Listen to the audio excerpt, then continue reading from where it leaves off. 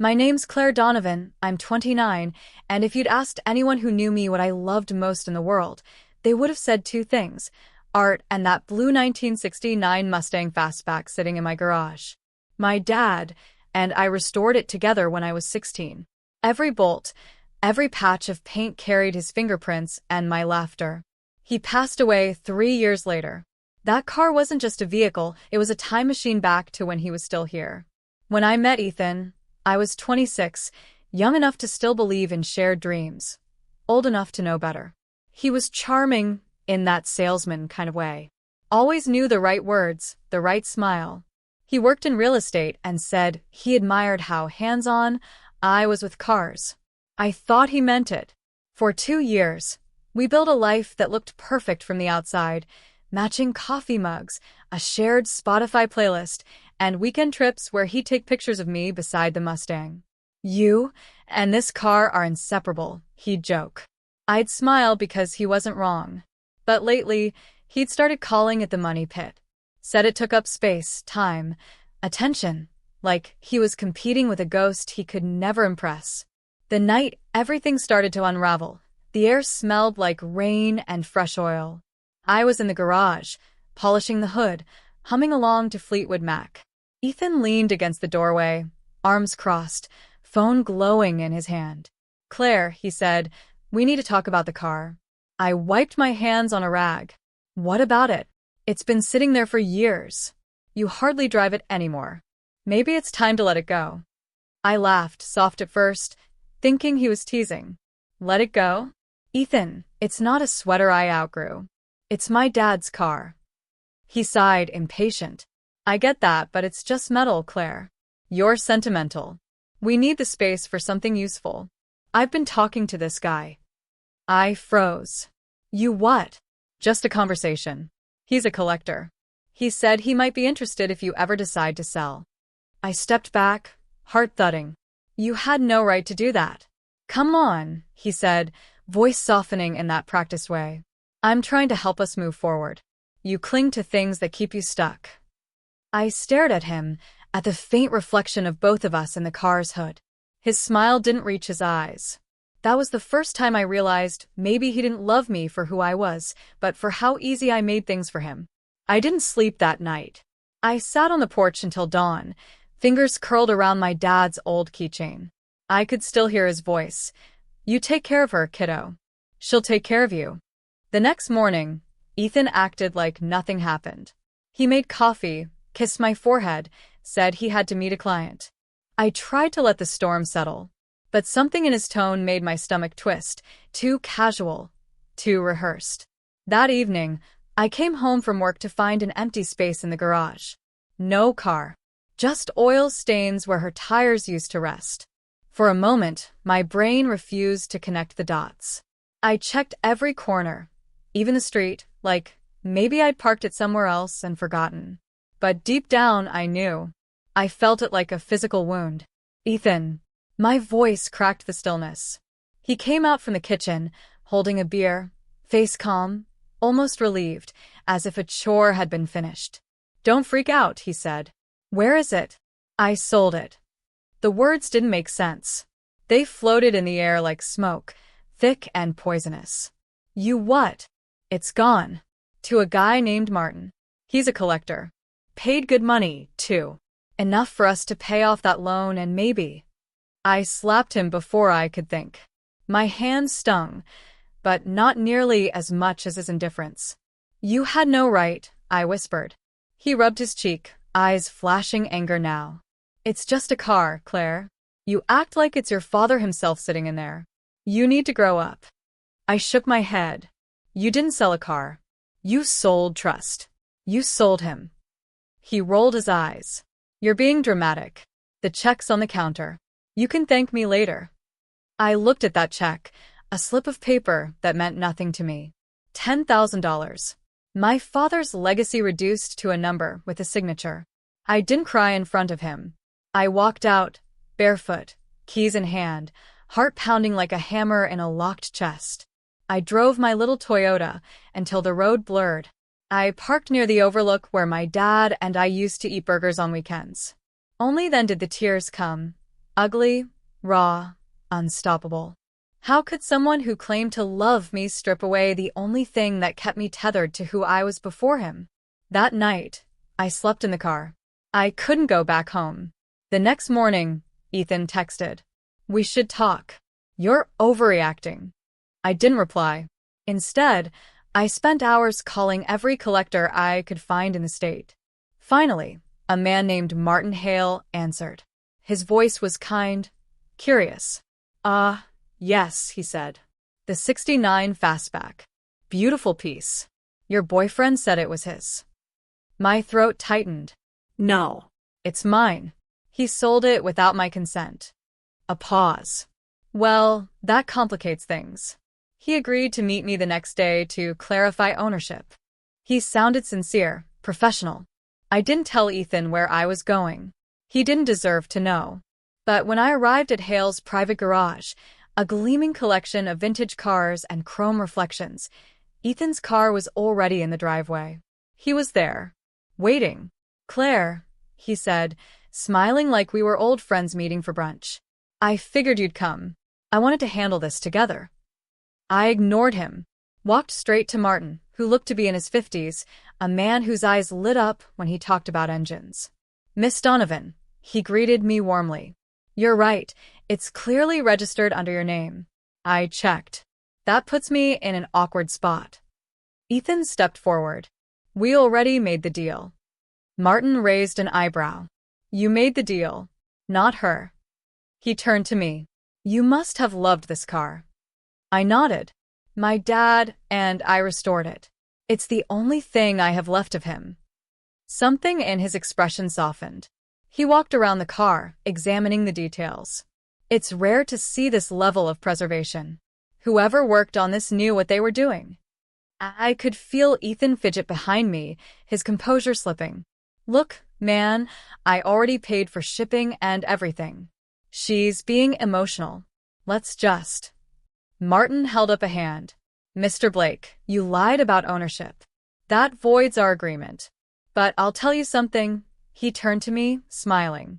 "Miss Donovan, if you ever decide to sell, I'd gladly offer you 3 times what I paid him. This beauty deserves a real owner who understands her worth." Ethan's face went white. 3 times. 30,000, Martin said calmly. "And I'll throw in a restoration grant if you want to keep her instead." I swear, the silence after that felt like justice itself taking a breath. Ethan tried to laugh it off. "You can't be serious." "Oh, I am," Martin replied, eyes twinkling. "Integrity still counts for something in this business." I looked at the car, the soft reflection of my father's smile in the polished hood, and felt something shift inside me. Not anger anymore. Power. I stepped closer, meeting Ethan's eyes.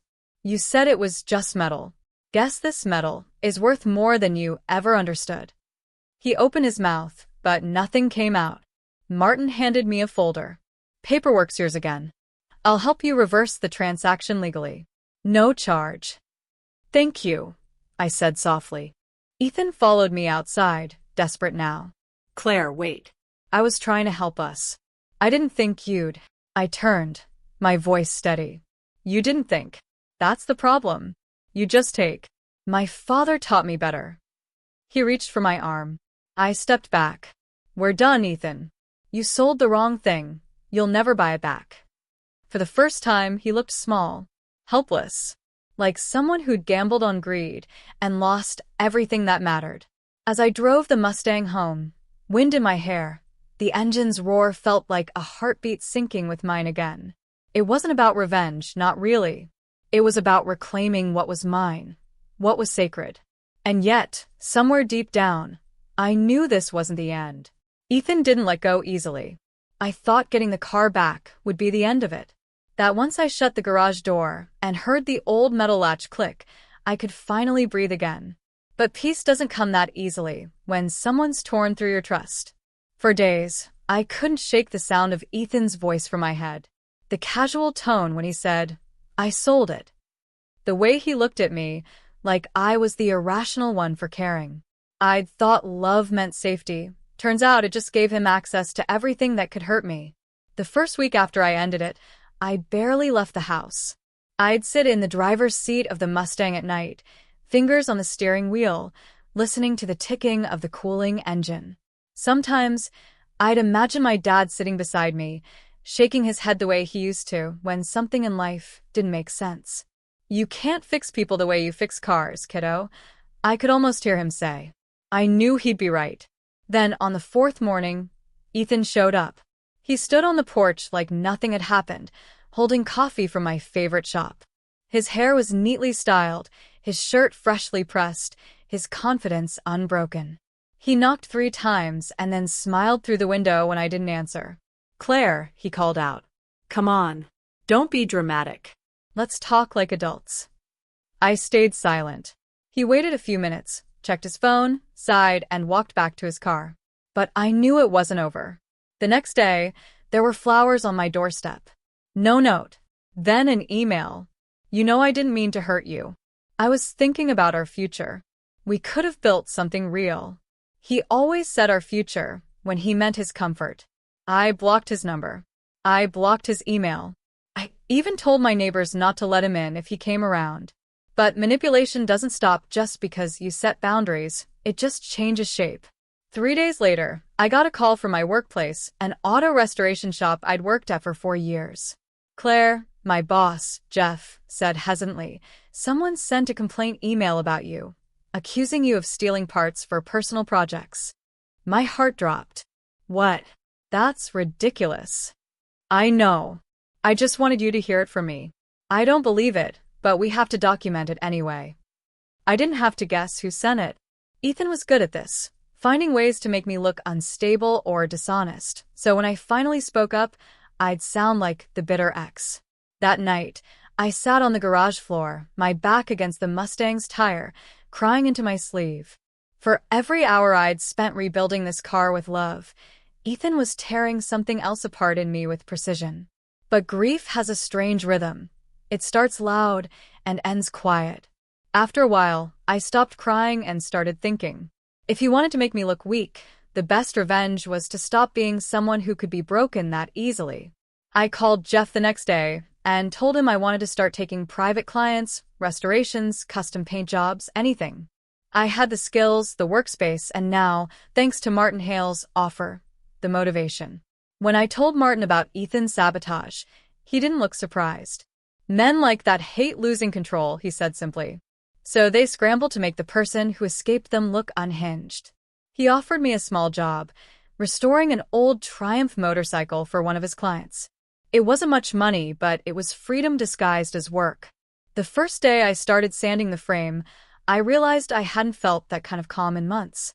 There was something about the rhythm of restoration, the hum of tools, the scent of oil and steel, that felt like therapy. One night, as I worked late, I got a text from an unknown number. "You'll never find someone who loves you like I did." Then another. "You think that collector really cares about you? You'll regret humiliating me."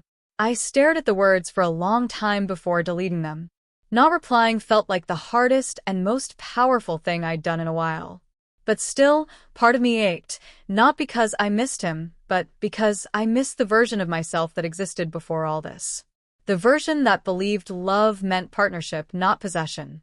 Over the next few weeks, I rebuilt my routine. Morning runs. Late nights in the garage.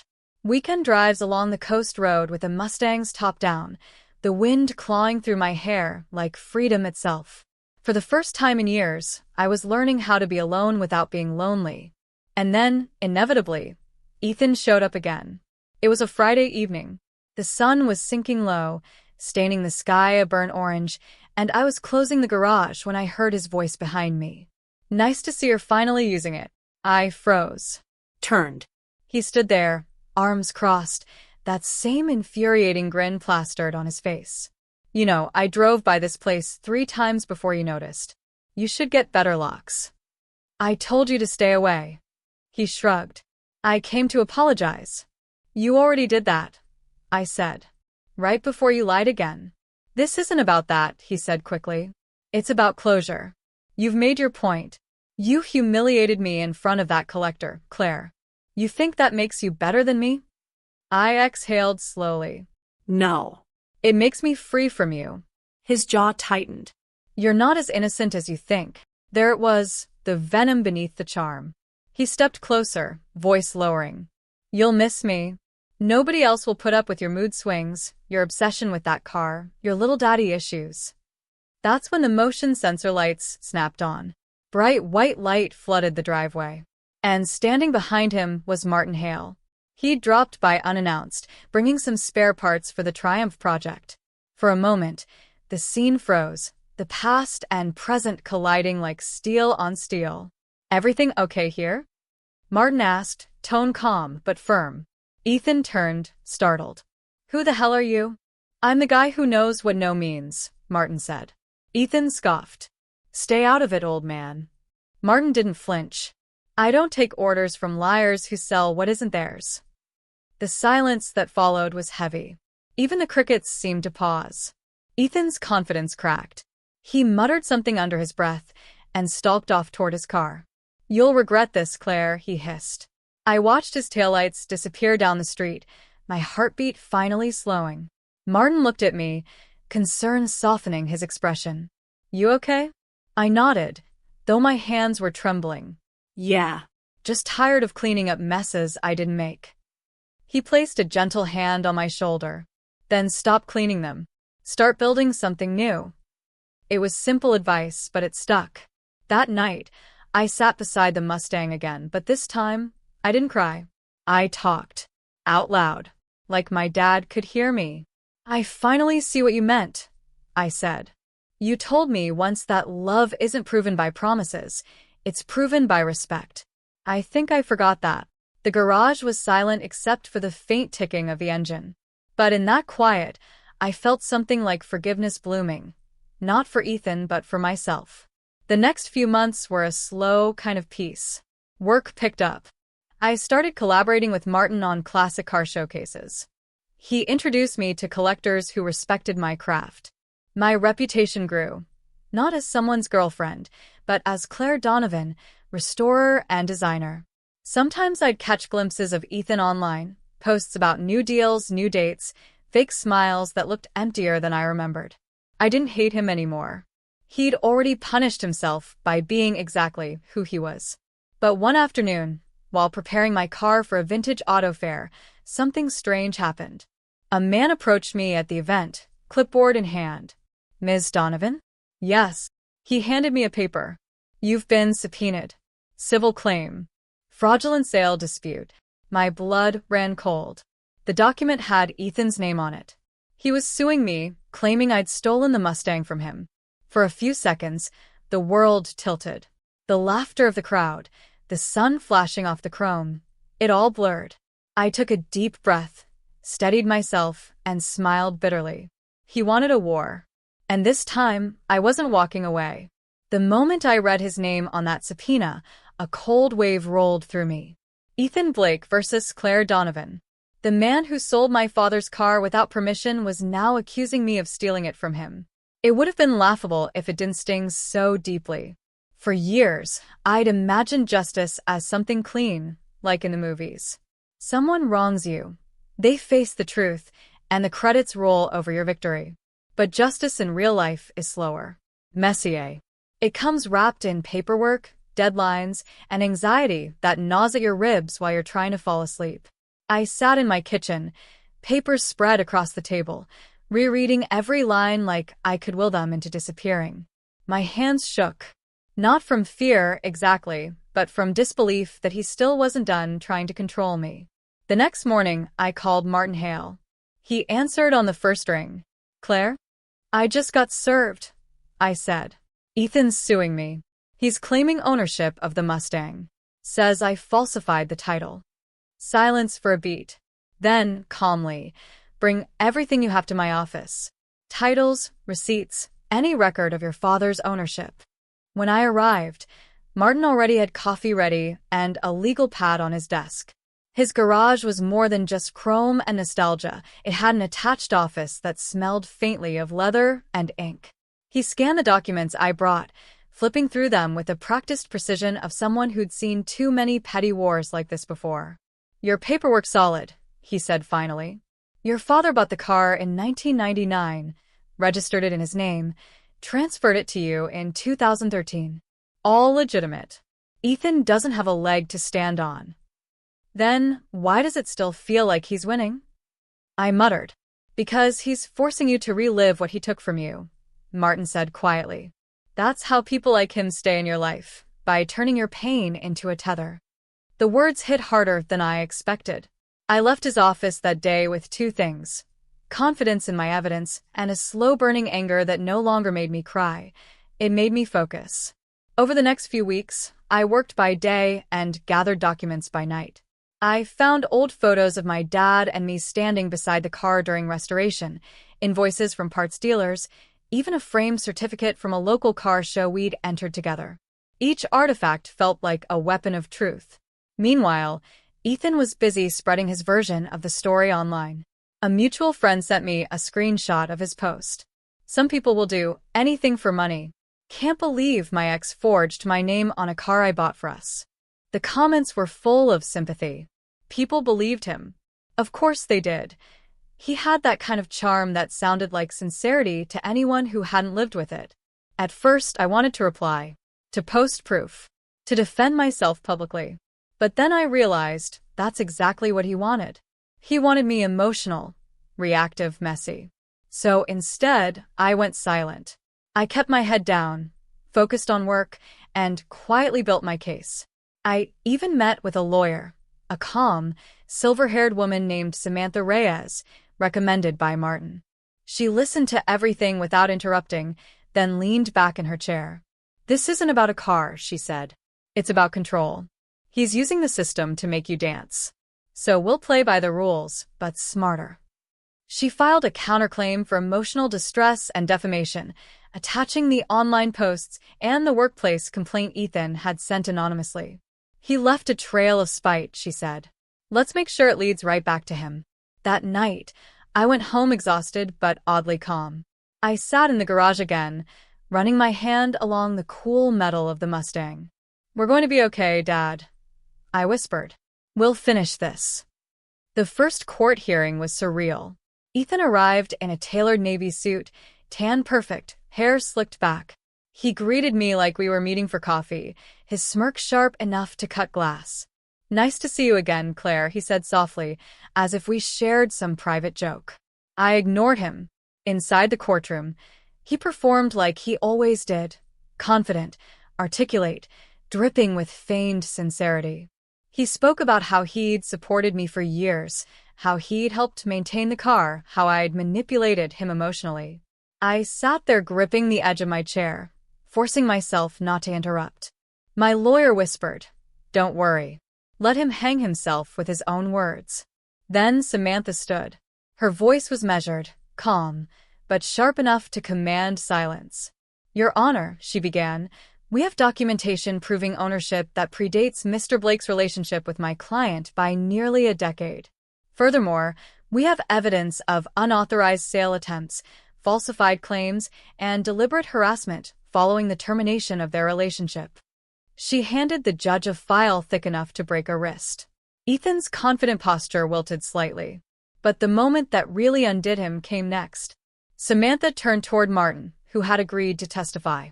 He approached the stand, steady and clear-eyed. "Mr. Hale," Samantha said, "could you describe the circumstances of your attempted purchase?" Martin nodded. Yes. "Mr. Blake contacted me claiming he owned a 1969 Mustang Fastback. During inspection, I confirmed the title listed Miss Donovan as the sole owner. When I raised this issue, Mr. Blake became defensive. Miss Donovan arrived shortly after, and I returned the car to its rightful owner. Did Mr. Blake mention the car's history or its sentimental value?" "He said she was too emotional about it," Martin said, voice tightening.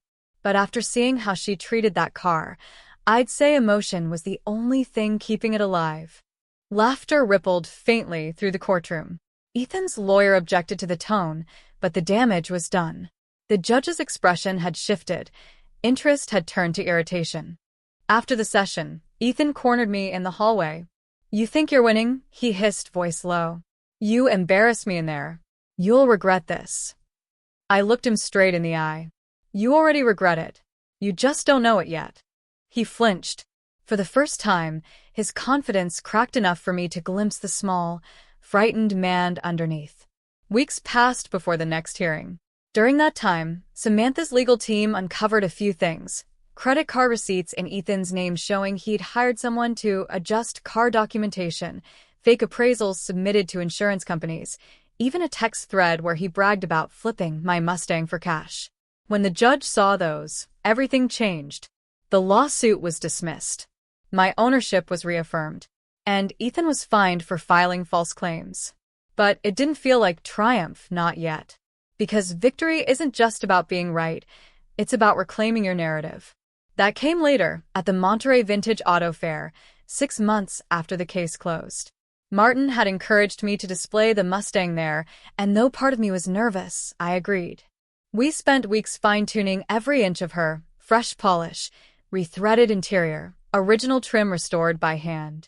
It was the kind of meticulous work that my father would have been proud of. When I rolled into the fairgrounds that morning, sunlight glinting off the hood, I felt something I hadn't felt in years, peace that didn't depend on anyone else. People gathered around the car, all day. Collectors, enthusiasts, photographers. A few even asked if I was open to offers. Late in the afternoon, I was sipping coffee near the exhibit when I heard a familiar voice behind me. "Nice setup, Claire." Ethan. He looked different, thinner, eyes tired, suit cheaper than before. The kind of man who'd run out of people to impress. "I heard you won the case," he said flatly. "Guess congratulations are in order." I turned to face him, calm. "Guess so." He gestured toward the car. "You really think this makes you better than me?" I smiled faintly. No. "It just makes me again." He scoffed. "You'll always be that sentimental little girl playing mechanic." "Maybe," I said. "But at least I fix things instead of breaking them." And then, as if the universe decided to choreograph the moment, Martin walked up with another man, a gray-haired collector wearing aviator sunglasses and a tailored jacket. "Claire," Martin said warmly, "this is Mr. Lawson. He's been admiring your work all day." Mr. Lawson shook my hand. "This car is extraordinary. I'd like to make you an offer, triple what it's valued at." Ethan's head snapped toward him. "Triple?" Mr. Lawson smiled. "Cars like this, restored with soul, not just polish, they're rare." The same words Martin had once said. I met Ethan's gaze as Mr. Lawson spoke, and for a fleeting moment, I saw the exact memory flicker across his face. The day he'd try to sell it, the moment it slipped from his hands forever. "I appreciate the offer," I told the collector, smiling. "But this car isn't for sale." Not now. Not ever. Ethan stood there, speechless, his reflection warped in the chrome fender he'd once called just metal. As he walked away, shoulders slumped, I realized my revenge had already happened. Not in a courtroom, not in money, but in that quiet second when he saw how little his power meant anymore. For the first time since my father's passing, I felt whole. That night, as the fair lights dimmed and the crowd drifted home, I sat behind the wheel again, the Mustang humming softly beneath me. The dashboard light cast a golden glow on my hands. "I did it, Dad," I whispered. "We did it." And for once, I didn't need anyone else to see it to know it was true. The weeks after the Monterey Fair felt like living in sunlight after years underground. For the first time, my days didn't revolve around surviving someone else's moods or defending my sanity. I woke up early, brewed coffee, just the way my dad used to, and let the mornings be quiet. The kind of quiet that isn't empty, just peaceful. I thought that was it, that the chapter with Ethan was finally over. But closure isn't a single event, it's a process. And sometimes, life has a way of testing whether you've truly healed or just learned how to act like you have. It started with a phone call from my lawyer, Samantha. "Claire," she said, "I wanted you to hear this from me before you see it online." My stomach tightened. "What's wrong?" "Ethan filed for bankruptcy last month. He's under investigation for insurance fraud. Apparently, he's been falsifying property values in his real estate deals. The investigators reached out because your case came up during background checks." For a moment, I didn't know whether to feel vindicated or exhausted. Samantha continued. You're not involved, don't worry. But if they subpoena old communications or records, they might ask for your cooperation. I can handle it if you'd rather stay uninvolved. I thanked her and hung up, staring at my reflection in the window. Outside, the evening light spilled gold across the hood of the Mustang. Ethan was finally unraveling, but I didn't feel joy. Not the way I'd once imagined. I just felt tired. Tired of his shadow stretching into every new phase of my life. Still, a small part of me whispered that maybe this was how karma worked, quietly, efficiently, without any help from me. A few days later, I drove the Mustang to a local charity event Martin had invited me to, a fundraiser for vocational scholarships in automotive trades. He'd convinced me to display the car again, saying, people need to see what skill and perseverance can create. The event was held in an open-air pavilion, overlooking the bay. Music played softly, champagne glasses clinked, and the smell of salt water mixed with motor oil and fresh paint from the restored vehicles gleaming under string lights. As I stood near the car, chatting with attendees, a familiar figure appeared in the crowd. Ethan. For a split second, I thought my mind was playing tricks on me. But no, the confident walk, the too white smile, it was him. He looked thinner than before, the kind of thin that comes from sleepless nights and restless guilt. His shirt was crisp but wrinkled at the sleeves. And yet, he still had that air of entitlement, as if the world owed him another chance. Claire, he said softly approaching. Martin, standing beside me, stiffened immediately. I'll handle this, I murmured. Ethan stopped a few feet away, hands raised like a man surrendering to a ghost. I'm not here to cause trouble. I just wanted to see you. You've seen me, I said evenly. Now go. Please, he insisted. Just 5 minutes. I need to explain. Martin glanced at me, silently asking if I wanted him to stay. I nodded for him to give me space, though every instinct screamed to keep my guard up. When Martin walked off, Ethan exhaled, rubbing the back of his neck. I messed up, he said finally. I lost everything. The company, the house, my reputation shot.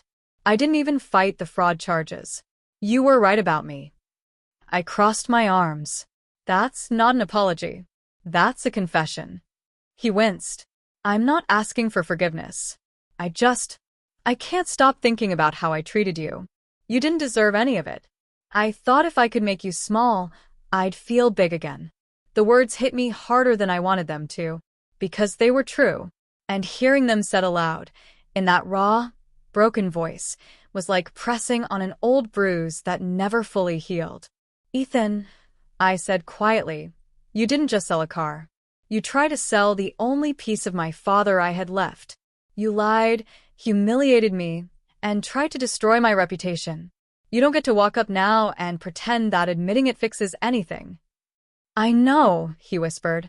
I just needed you to know I see it now. I studied him for a long moment. For once, there was no charm, no performance. Just a man facing the wreckage of his own making. You know what the worst part was? I said. I used to wish you'd feel this pain. I thought it would make me feel better. But it doesn't. It just makes me sad that I ever loved someone capable of it. He looked away, swallowing hard. You always were stronger than me. No, I said softly. I just learned what strength actually means. He nodded, eyes glistening. Goodbye, Claire. And then he walked away. No arguments. No theatrics. Just gone. I stood there for a while, watching the tide roll against the docks, trying to steady the ache in my chest. Not pain anymore, just the release that comes when a long battle finally ends. When I turned back, Martin was beside the Mustang, wiping a faint smudge off the fender like he always did when he was pretending not to eavesdrop. You handled that better than most would've, he said quietly. I didn't win, I replied. I just stopped playing. He smiled. That's what winning looks like. After that night, things shifted for good. I threw myself into work, expanding my small restoration business into something real. I started teaching weekend workshops for young women in auto repair, something I wished had existed when I was younger. The first day of class, I stood in front of 12 nervous faces, holding up a wrench like a conductor about to start a symphony. "Ladies," I said, "cars and people aren't that different. You can't fix either one until you understand what broke them first." They laughed, and the sound filled the space like sunlight breaking through dust. By summer, I'd restored 3 cars and taken on a 4th, a cherry red 1970 Dodge Challenger with a seized engine. It was brutal work, but it gave me purpose. Every bolt turned was a reminder that I could rebuild anything, even myself. Then one afternoon, as I was cleaning up, I found a letter slipped under the garage door. No name on the envelope, just my own handwriting, shaky, familiar. Inside was a check for $10,000 and a note that read, "This belongs to you." E. I stared at it for a long time, unsure whether to feel grateful or insulted. The amount was the same Ethan had gotten when he first sold the Mustang behind my back. I never cashed it. Instead, I framed it and hung it on the garage wall, a silent reminder that closure doesn't always come from apologies or revenge. Sometimes it comes in the form of letting the past repay its own debt. Months passed, and the garage became more than just a workspace. It became a kind of sanctuary. Clients came and went, stories traded hands along with spark plugs and chrome trims. Martin stopped by often, bringing parts and wisdom, sometimes just sitting quietly while I worked. One evening, he asked, "You ever think about selling the Mustang? Not for the money, just to let it start a new story?" I looked at the car, gleaming softly under the warm light. "No," I said. "It's not ready to leave. And neither am I." He nodded. "Then keep driving it. Every mile is a reminder that you chose your road." That night, I took the Mustang out along Highway 1. The ocean stretched beside me like a dark mirror, waves crashing against the cliffs. I rolled the windows down and let the wind steal whatever pieces of the past were still clinging to me. At one point, I pulled over at the old Overlook, the same one where I'd once cried in the front seat, broken and lost. Now I stepped out, leaned against the hood, and smiled. The sky was painted with streaks of violet and gold, and for a moment, I swore I could hear my dad's laughter in the wind. "I kept her, Dad," I whispered. And I kept myself too. I stayed there until the first stars came out, engine ticking quietly beneath me, heart steady. No more lawsuits. No more ghosts. No more trying to prove anything to anyone. Just me. The road. And the hum of something that finally, after all this time, sounded like peace.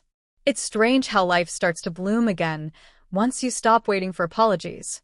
Months had slipped quietly by since Ethan's last attempt at redemption, and the sharp edges of everything he'd broken had finally dulled.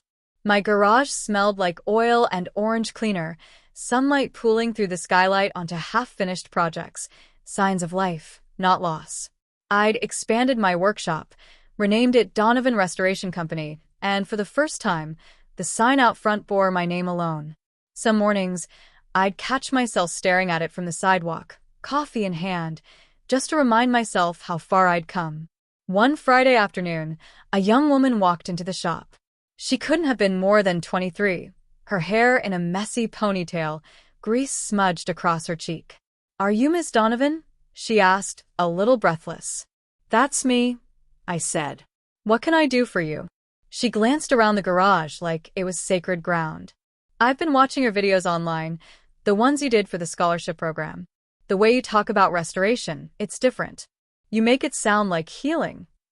I smiled. "That's because it is." She bit her lip. "My name's Haley. I dropped out of community college last year. My mom said fixing cars isn't a career, but it's all I've ever wanted to do. I just need someone to teach me."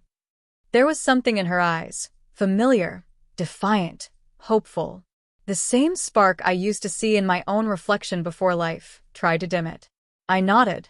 "All right, Haley. You start Monday." Her face lit up like sunrise. Over the next few weeks, she became a fixture in the garage. She asked questions constantly, scribbled notes in a grease-stained notebook, and cursed under her breath every time a bolt refused to loosen. It reminded me of myself at her age, stubborn, driven, impatient to prove I belonged in a world that didn't expect much from me. Sometimes she'd ask about the Mustang. "So, this is the car?" She'd say reverently, running her fingers over the chrome. "This is her," I'd reply. "Every scar, every scratch. It's a story. My dad and I rebuilt her when I was your age." "What happened to him?" "He passed away," I said softly. "But he left me this. It's more than a car. It's a promise that I could rebuild anything." She nodded, her voice quiet. "That's how I feel about my grandpa's old truck. My mom wants to junk it, but I can't." "Then don't," I said simply. "Some things aren't meant to be let go. They're meant to be restored."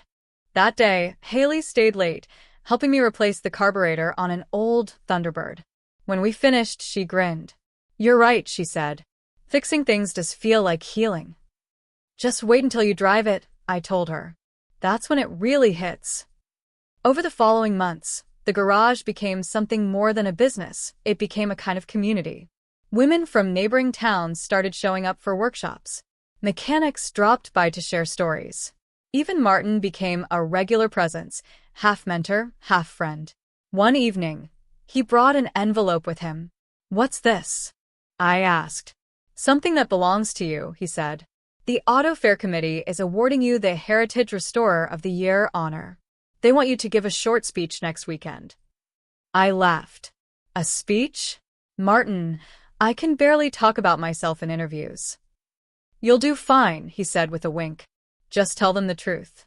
That's what people remember." That weekend came faster than I expected. The event was held in the same coastal venue where I'd once faced Ethan months before, but this time, there were no ghosts waiting in the crowd. Just faces full of admiration and curiosity. When they called my name, I stepped up to the small wooden podium, heart pounding. "Hi," I began, voice trembling slightly. "My name's Claire Donovan. I restore cars, but mostly, I restore stories." The crowd quieted. I used to think I was saving these machines from rust and time. But really, they were saving me from grief, from anger, from losing myself. Every dent and scrape has something to teach us about survival, about what endures. I paused, scanning the audience until my eyes found Haley's. She stood near the back, hands clasped, smiling through tears. "So, if you've ever been broken," I continued, "if someone's ever taken something from you that you thought you'd never get back, remember this. You can rebuild. You can start again. Because worth isn't something someone else can sell. It's something you carry with you." The applause that followed felt like thunder in my chest. Afterward, Haley hugged me tightly. "You sounded just like my grandpa when he used to talk about fixing things. He'd be so proud of you." "Then let's make sure you keep making him proud," I said. That night, I sat in the Mustang again, looking at the reflection of the event lights dancing on the hood. My father's face seemed to shimmer in my memory, smiling, steady. "I think I finally did it, Dad," I whispered. I turned the hurt into something worth keeping. But peace, I was learning, doesn't mean life stops testing you. It just means you meet the tests differently. A few weeks later, as summer gave way to early autumn, I got a letter in the mail. No return address, just my name printed neatly in black ink. Inside was a folded newspaper clipping. It was about Ethan. Local businessman sentenced to 2 years for fraudulent dealings. There was a small photo. Ethan in a suit that didn't quite fit anymore, eyes dull, mouth tight. Beneath it, a short paragraph detailing his charges, his guilty plea, and the restitution he was ordered to pay. At the bottom of the envelope, there was a single handwritten note. "You were always right about him. M." I wasn't sure who M was, maybe Martin, maybe someone else from that world, but it didn't matter. I set the clipping aside and went back to work. No anger, no gloating, just quiet understanding that life had taken care of what I no longer needed to carry. Haley found the clipping a few days later, tucked under some papers. "Is this your ex?" she asked cautiously. "It was," I said, "but not anymore. He's just part of the story." She nodded thoughtfully. "Then I guess the story turned out okay." "Yeah," I said, smiling. "It did." Later that evening, We rolled the Mustang out into the driveway. The sunset burned gold against its polished surface. Haley climbed into the passenger seat, her excitement contagious. "Ready?" I asked. "For what?" "For your first drive." Her eyes widened. "You're serious?" I tossed her the keys. "Just don't scratch her." She laughed nervously but climbed in. As the engine roared to life, I saw something in her expression that reminded me of myself the day my dad handed me those same keys. Fear, joy, reverence, freedom. We drove along the coast road, the wind loud, the sky pink and endless. Haley gripped the steering wheel with both hands, smiling like she'd found her place in the world. When we stopped at the old overlook, I looked out at the horizon and said quietly, "Every time I drive this car, I feel like I'm carrying 2 generations with me, my dad's hands on the wheel and yours next to mine. That's what legacy really means." Haley turned to me, eyes shining. "You think I'll ever be as good as you?" I laughed softly. "No," I said. "You'll be better." We sat there until the sun dipped completely, the engine ticking softly, the air thick with salt and promise. For the first time in years, I felt the kind of peace that doesn't ask for attention. It just exists. And as the stars began to pierce the twilight, I realized something simple but profound. Sometimes the best revenge isn't showing them what they lost. It's becoming everything they said you couldn't be. I started the car again, shifted into gear, and drove forward, leaving the past in the rearview mirror, exactly where it belonged. A year passed, and time, for once, moved gently. No sharp turns, no collisions, just steady roads and open skies. Donovan Restoration Company had grown into something far bigger than I'd planned. What started as one woman and her father's Mustang had become a workshop humming with laughter, tools, and the music of second chances. Haley was now my right hand, equal parts apprentice and little sister. I trusted her with everything, even the Mustang, which was no small thing. She'd earned it. On quiet afternoons, I'd watch her move through the garage with confidence, hands steady, voice clear, showing other young women how to sand panels or mix paint. I saw in her the version of me I wished had existed years ago, unapologetic, fearless, grounded. Sometimes I wondered if that was my real revenge against life, not payback or justice, but creating something beautiful from what once broke me. One Monday morning, while I was sorting through invoices in the office, Haley rushed in, excitement bursting from her like static. "Claire, you need to come out here right now." "What's wrong?" "Nothing's wrong. It's amazing. There's a guy here says he knew your dad." My heart skipped. "My dad?" She nodded. "Yeah." Said his name's Walter Crane. He saw the Mustang online and drove all the way from Nevada. I followed her outside. The man waiting by the car looked to be in his late 60s, tall, weathered face, sunspots on his hands. He wore a faded mechanic's jacket with a patch that read Crane's Auto and Salvage. When he saw me, his eyes softened. "You must be Claire." "That's me," I said carefully. "You knew my father?" He smiled faintly. "Knew him? We built cars side by side for almost 20 years. He was one of the best. Always talked about you, his little engineer," he used to say. The sound of that nickname hit me like a gust of warm wind from the past. "He called me that," I whispered. Walter nodded. "He said when you were 16, you rebuilt the carburetor on this Mustang all by yourself. He bragged about it for weeks." I laughed softly, blinking away the sting in my eyes. "He did." "And he yelled at me for getting grease on the kitchen floor." Walter chuckled. "That sounds like him." Then his face grew more serious. "There's another reason I came. Before he passed, your dad left something with me. Said to give it to you when you were ready to understand." My pulse quickened. "What is it?" He reached into his jacket pocket and pulled out a small, sealed envelope, yellowed at the edges, my father's handwriting on the front. "For Claire, when she's ready." My breath caught. "Why now?" Walter shrugged gently. "Saw what you've built here. Figured you're ready." He left soon after, leaving me with the letter. I took it inside, sat at the old workbench, and stared at it for a long time. The paper felt fragile, like touching a memory that could crumble if I breathed too hard. When I finally opened it, my father's handwriting spilled across the page in his familiar blocky script. "Hey, kiddo. If you're reading this, it means you've kept her running. I knew you would. You always had more fight in you than I did. There's something you should know about the Mustang. She wasn't just a project.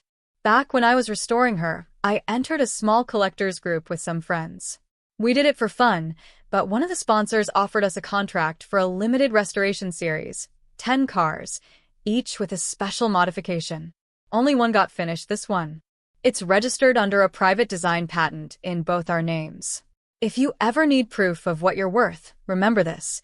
Your name is written into her history.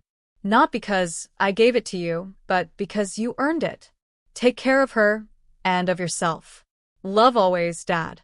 I read it 3 times, the words blurring each time. My name, written into the car's history, into his legacy. It wasn't about money or fame. It was validation from the only man whose approval had ever truly mattered. When I told Martin about it later that evening, he smiled knowingly. "Your dad was smart. He wanted to make sure no one could ever take what was yours again." "Looks like he succeeded," I said softly. But that letter didn't just bring peace. It brought something else, opportunity. The next week, Haley and I filed the design documents with the Historical Restoration Board. They confirmed the registration still existed. Suddenly, my father's old project had become something official, the Donovan prototype, a piece of automotive history. Within months, journalists started calling. A vintage car magazine featured a full spread, The Forgotten Mustang, how a daughter revived her father's dream. The article went viral in our little corner of the world. Collectors started visiting. Clients doubled. The waiting list for restoration jobs stretched 6 months out. And through it all, I felt my father's presence like an unseen hand on my shoulder, steady and proud. Haley teased me one afternoon, waving a copy of the magazine. "You're famous now, boss." I laughed. Please. I'm just the woman who learned not to give up. But late at night, when the shop was quiet, I'd sometimes hold that letter again, tracing the ink with my thumb, whispering thank yous to the empty air. One autumn evening, as the sky blushed pink over the bay, a delivery truck pulled into the lot. "Expecting parts?" Haley asked. "No," I said. "Not today." The driver handed me a clipboard and a small crate. "Delivery for Donovan Restoration. Paid in full." There was no sender's name, just a note taped to the box. "Every road deserves another start." Inside the crate was a vintage steering wheel, perfectly polished, with a small brass engraving. To CD, keep driving. M.H. Martin. He'd been planning to retire for months, talking about moving closer to his daughter in Oregon. I didn't realize this was his goodbye. I called him that night. "You sentimental old man," I said. He chuckled. "Just wanted to leave you something before I go. You've got this, Claire. You don't need my advice anymore."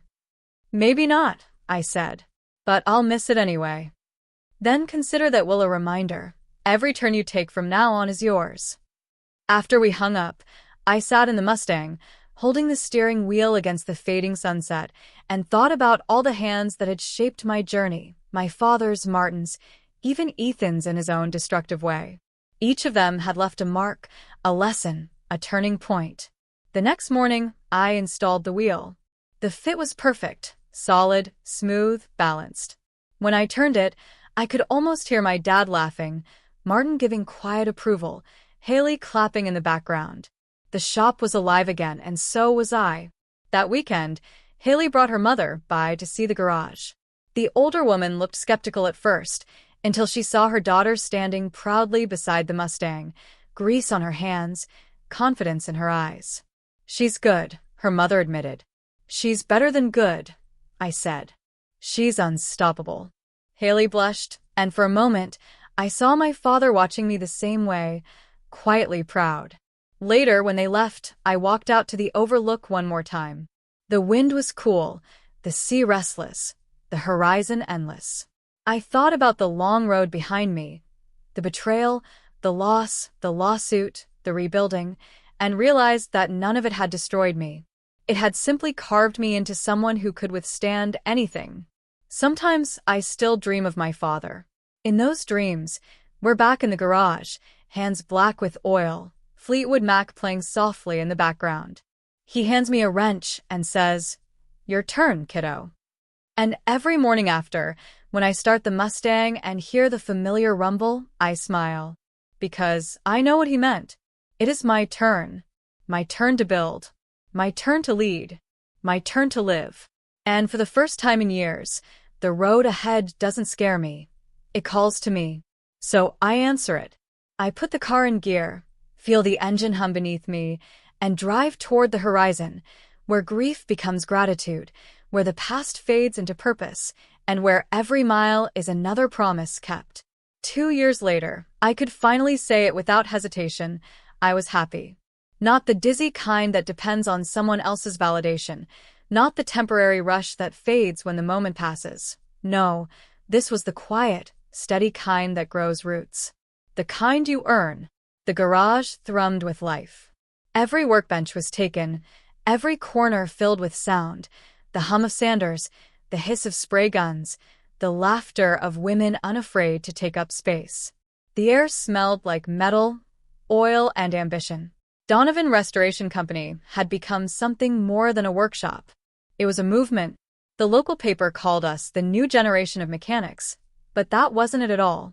We weren't new. We'd always been here. We'd just finally been seen. Haley now ran the training program full-time. She was 25, confident, capable, already mentoring the next wave of girls who'd walk in with doubt and leave with dirt under their nails and pride in their eyes. And me? I'd learned to step back. Not to disappear, but to make space for what came next.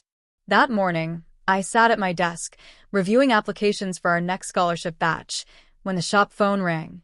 "Donovan Restoration," I answered. A warm male voice replied, "Miss Donovan? My name's Peter Crane. I think you might know my father, Walter." I smiled. "Of course. How's he doing?" "He passed away last month," Peter said gently.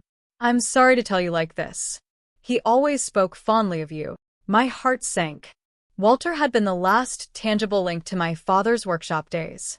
"I'm so sorry," I said softly. "He left something for you," Peter continued. "Said it belonged with the Mustang."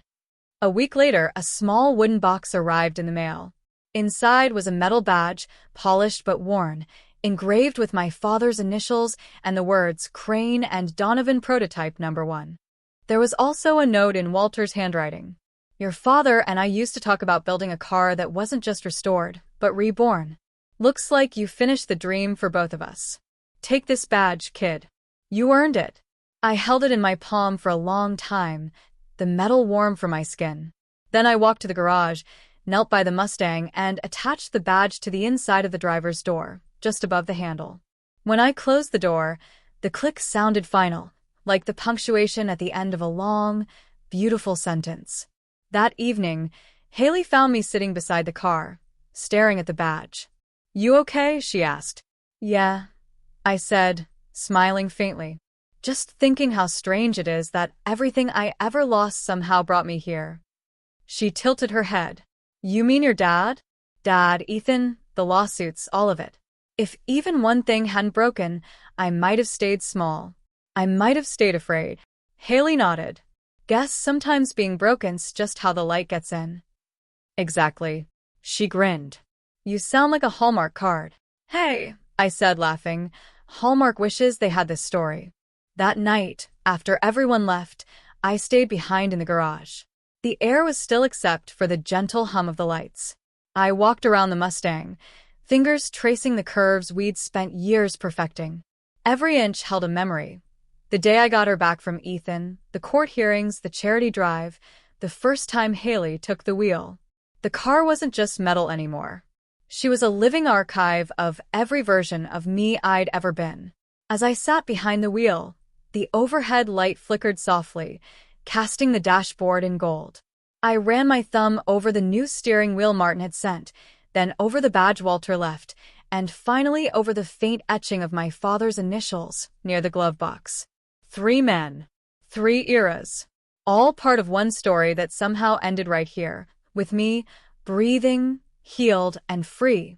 I turned the ignition. The engine roared to life, deep and smooth. For a moment, I closed my eyes. In the rhythm of the motor, I could hear them all: my father's steady voice, Martin's quiet wisdom, Walter's laughter. It wasn't grief anymore. It was gratitude. I shifted into gear and pulled out of the driveway, the night swallowing me whole. The city lights blurred by, and somewhere along the coastal road, I stopped counting how far I'd gone. When I reached the overlook, the same one where I'd once sobbed alone years ago, I parked and stepped out. The wind was sharp, carrying the tang of salt and the faint hum of traffic below. The ocean stretched out before me, black and infinite. I sat on the hood, the metal warm beneath me, and took out my phone. A text from Haley blinked on the screen. Made it home safe. Don't stay too late at the shop, okay? You work too much. I smiled and typed back. Just one last drive. Promise. Then I turned off the phone and looked up at the stars. In the silence, I remembered something my father once told me when we were fixing a dented fender. The trick isn't to erase the damage, kiddo. It's to make it part of the story. That's what gives it character. I hadn't understood it then, but standing there now, wind tugging at my hair, salt biting my lips, I did. The dents, the scars, the heartbreak, they weren't things to be hidden. They were proof of survival. I looked at the car one more time and whispered, "You've carried me long enough, old girl. Time to see what's next." The next morning, I arrived at the shop before sunrise. Haley was already there, yawning over a mug of coffee. "You're early," she said. "Couldn't sleep. What's the plan today?" I hesitated. "I've been thinking, it's time for the Mustang to rest." Her eyes widened. "You're not selling it?" I shook my head. "Never. I'm donating her to the Automotive Heritage Museum. They're starting an exhibit on women in restoration. She deserves to be seen, to tell her story." Haley looked stunned for a moment, then smiled slowly. "That's perfect. It's full circle," I said softly. "She started as a father's project, became my salvation, and now she'll inspire others. That's legacy." A week later, we delivered her to the museum. They set her on a raised platform under soft lighting, polished to a mirror finish. A small plaque at the base read, 1969 Ford Mustang Fastback, the Donovan prototype restored by Claire Donovan in honor of her late father, Thomas Donovan. A story of love, loss, and rebuilding. As the curator thanked me, I stood there quietly, trying not to cry. Haley slipped her hand into mine. "You okay?" "Yeah," I whispered. "It feels like saying goodbye, but a good one." That night, back at the empty garage, I sat in the silence, feeling both full and weightless. I realized something then, something simple but profound. Revenge had given me a moment. Forgiveness had given me peace. But letting go? That gave me freedom. The next morning, sunlight poured through the skylight, and the smell of coffee drifted from the office. Haley was already there, blueprints spread on the table. "What's that?" I asked. "Our next project," she said, grinning. "A72 Nova. Needs a miracle. Think we're up for it?" I laughed. "We're always up for it." As I joined her, I glanced once more at the empty space where the Mustang used to sit. It wasn't loss anymore, it was legacy. And as we got to work, the sound of the new project filled the garage, a familiar hum, steady and strong. I picked up a wrench, smiled to myself, and whispered under my breath, "All right, Dad. My turn again." The light caught the dust in the air, turning it gold. Outside, the morning stretched endlessly ahead. Open road, open heart, open future. Because restoration never really ends. It just keeps beginning.